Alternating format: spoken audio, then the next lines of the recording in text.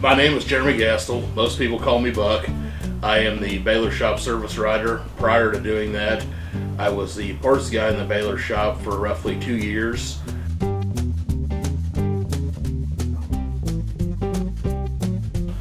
Take in the information, make the work orders, collect the money, be in contact with the customer as repairs are being made, and let them know if we run into anything that wasn't discussed, and have those discussions with the customer about making the repairs and getting the work done to their machines.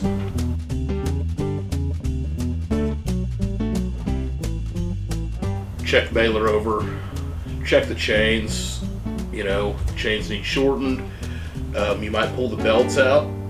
Of course, you'd have to bring them in. We can measure them and resize them, get them up to snuff.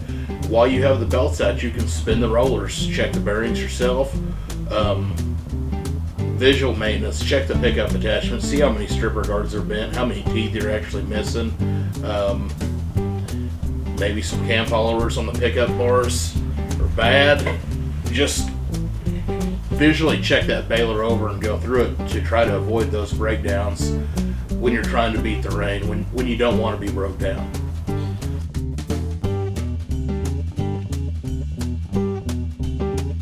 A lot of people don't have the tools to resize the belts. You know, you've got to cut the belts down if they need to be cut down. All the belts should be within 3 inches of one another, I believe.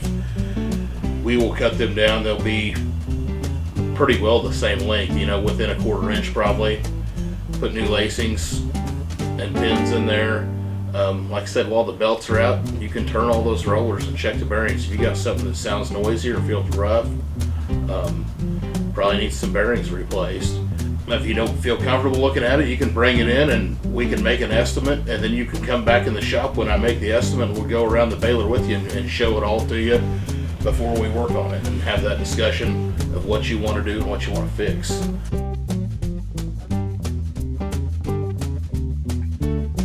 You know, we check all the chains. Like I said, pull the belts and check the rollers. I believe the wheel bearings are on there. There's just a whole list of visual items to go around and check and spin those rollers and check all that stuff out.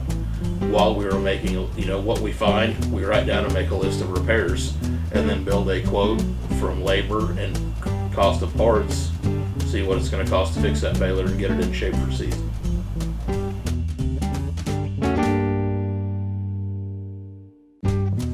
I'm going to say it could be up to 40, maybe 50%. You know, service calls are not cheap. Service calls generally cost more money per hour. So you're going to have that associated extra cost, as well as if you work on your baler during the winter fix or your mower, you get your parts and labor discount as well. And we're doing it in the shop. You don't have that downtime. You don't have the extra cost of, you get a discount on the parts and labor. You don't have the extra cost of a service call. And that time that you're waiting on the service truck to get there or whatnot, you're broke down. That is time you should also assess as cost, because time is money. And if you hire it out because you're broke down, like I said, that's just added money to the fire. Always like to try to get somebody there within a couple hours of a phone call, but I never know how many service calls we're going to have. You know, I hate for somebody to have to sit for 2 days waiting on me and their hay burns up, so it's not as good a quality as it could have been.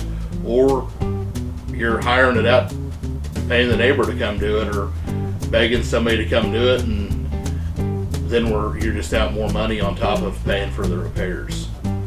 And nobody wants a fire. Nobody would rather see you burn up bale dry hay that's not as good a quality as not have any hay to bale. You know, if your baler catches on fire, nobody wants to see that happen to anybody.